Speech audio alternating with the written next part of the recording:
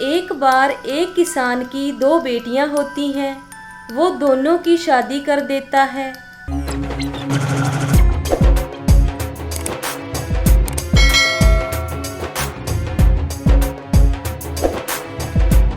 बेटियों की और किसान की जिंदगी अपनी अपनी जगह पर ठीक चल रही होती है।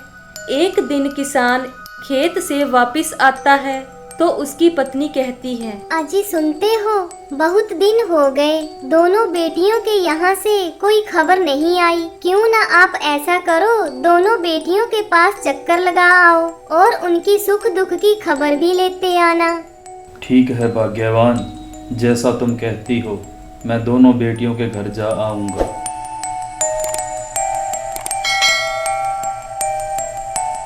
अगले दिन किसान अपना सामान लेकर घर से निकल पड़ता है। कुछ समय सफर करने के बाद वो पहली बेटी के घर पहुंच जाता है।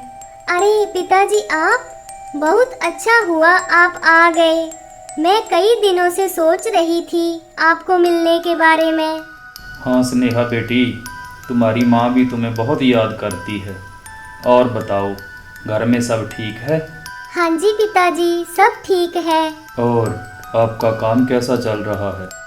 पिताजी, काम तो अच्छा चल रहा है।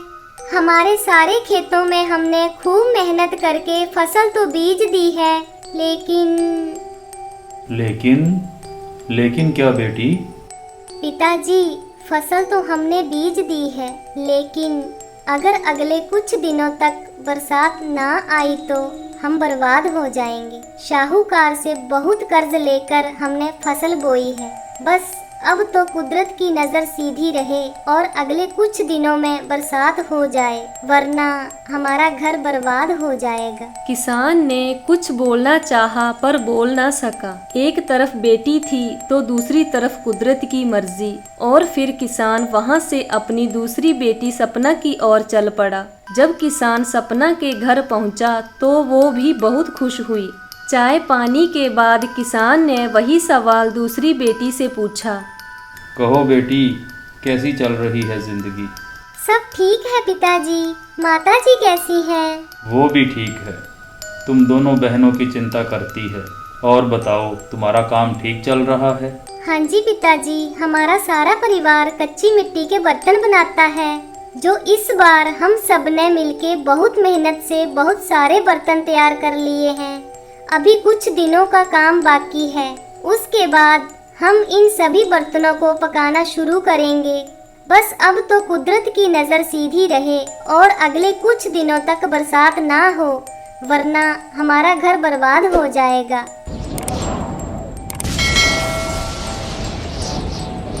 सपना की बात सुनने के बाद किसान कुछ बोल पाता वो ऐसी हालत में नहीं था। वो चुपचाप वहाँ से वापस अपने घर लौट आया। घर आने पर जब किसान की पत्नी ने किसान का उदास चेहरा देखा तो पूछा, क्या बात है जी, आप उदास क्यों हो? दोनों बेटियों के यहाँ सब ठीक तो है? किसान को दोनों बेटियों का चेहरा याद आता है। पत्नी फिर पूछती है, अजी कुछ बोलो तो सही, आखिर बात क्या है? क्या कहूँ भाग्यवान, मुझे लगता है कि अगले कुछ दिनों तक दोनों में से एक बेटी का घर बर्बाद हो जाएगा। ये आप क्या कह रहे हो? किस बेटी की बात कर रहे हो? ये तो मैं भी नहीं जानता। अगर बरसात हो गई तो सपना का घर गया समझो, और अगर ना हुई तो स्नेहा का घर बर्बाद हो जाएगा। तो ये कहानी हमें बताती है कि इंसान सिर्फ कोशिश कर सकता है, बाकी ज़्यादा कुछ उसके हाथ में नहीं है। और ये कहानी हमें ये भी बताती है कि कुदरत भी सबको खुश नहीं कर सकती। अगर बरसात होती है तो कोई एक घर खराब होता है, अगर नहीं होती है तो कोई दूसरा घर खराब होता है। इसलिए अगर आज के बाद कभी आपके हालात अच्छे ना हो तो समझ लेना कि कुदरत कुछ ऐसा कर रही है जिससे किसी और का कुछ अच्छा हो रहा है।